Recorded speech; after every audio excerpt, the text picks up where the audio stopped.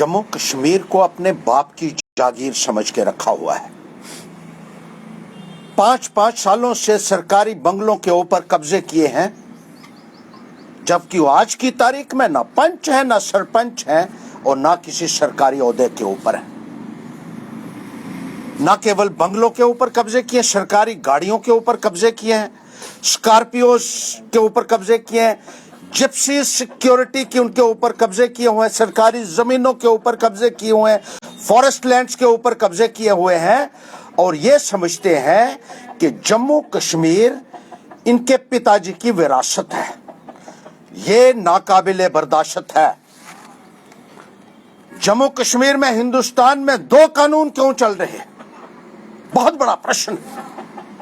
राहुल गांधी को आपने डिस्क्वालीफाई किया और एक दिन के बाद कहा कि सरकारी बंगले को खाली कर दीजिए। यह क्या वजह है कि बीजेपी के लोग आज भी उन सरकारी बंगलों में बने हुए हैं जो टैक्स पेयर मनी से बने हुए हैं।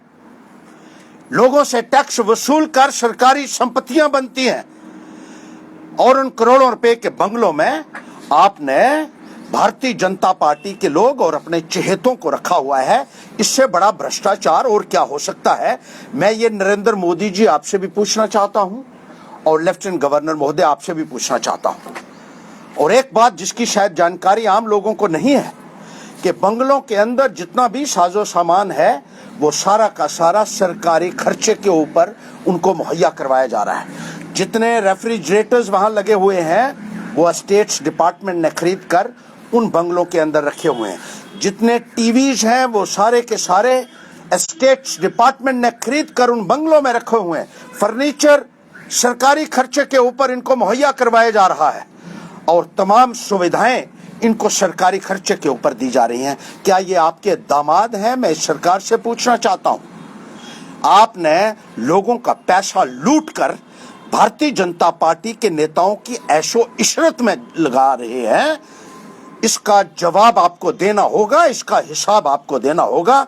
और ये लोग जो खुलेआम लूट कर रहे हैं इनके खिलाफ क्या कार्रवाई है? मैं राष्ट्रपति महोदय से गुहार लगाना चाहता हूं और राष्ट्रपति महोदय को मेमोरेंडम भी इस संदर्भ में दिया जाएगा कि क्या हिंदुस्तान में कोई ऐसा बचा है, कोई एजेंसी भी बची है, कोई सीबीआई, कोई विजिलेंस ऑर्गेनाइजेशन, कोई एंटी करप्शन ब्यूरो जो इस बात का संज्ञान ले सके, या सारे के सारे भारतीय जनता पार्टी की चाकरी करने में लगे हुए हैं? ये बहुत हैरानगी की बात है और ये एक संज्ञान लेने वाली बात है। तमाम बुद्धिजीवियों से मैं कहूंगा, सीनियर एलिमेंट्स ऑफ सोसाइटी से कहूंगा कि किस तरीके से लूट का एक माहौल बनाया गया। एक गुजरात से आदमी आता है सिर्फ इसलिए कि वो गुजरात से है, किरण पटेल नाम का, उसको जेड सिक्योरिटी दे दी जाती है, उसको होटल उसके लिए बुक हो जाते हैं, तमाम अफसर लाइन लगा के उसके सामने खड़े हो जाते हैं।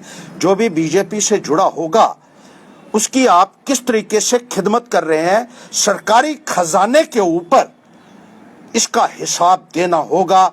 जो अधिकारी गण है उनको भी, और जो भारतीय जनता पार्टी के लोग सरकारी संपत्तियों को लूट रहे हैं। क्या कोई आप में कॉन्शियस नाम की चीज बची है? सीबीआई और विजिलेंस से मैं पूछना चाहता हूं, क्या आपकी जिम्मेदारी नहीं बनती है कि इस लूट खसूट का संज्ञान आप लें और इस संदर्भ में कार्रवाई करें? हम दिल्ली जाकर प्रदर्शन भी करेंगे और राष्ट्रपति महोदय को मेमोरेंडम भी इस संदर्भ में देंगे कि किस तरीके से आम नागरिकों को लूटा जा रहा है और इन लोगों को पूरी सुविधाएं दी जा रही हैं। इन मंत्रियों के बिजली के बिल भी अभी भी 14 लाख रुपए आ रहे हैं। गरीब आदमी का कनेक्शन कट जाता है, जब उसने 1-2 बिल ना दिया हो तो उसके ऊपर आज डंडा चलाया जा रहा है, पुलिस भेजी जा रही है उनके घरों में कि आपने बिजली का बिल नहीं दिया। लेकिन बीजेपी के लोगों को खुली छूट दी गई है सरकारी खजाने को लूटने की। ये कौन सीनियर एलिमेंट या कॉन्शियस सिटीजन बर्दाश्त करेगा कि उनका पैसा किस तरीके से अपने चहेतों के ऊपर भारतीय जनता पार्टी द्वारा लुटाया जा रहा है? इसका आपको संज्ञान लेना होगा। एक दिन कहा कि बीजेपी का जो प्रेसिडेंट है उसके घर में कुंडी लगी हुई है।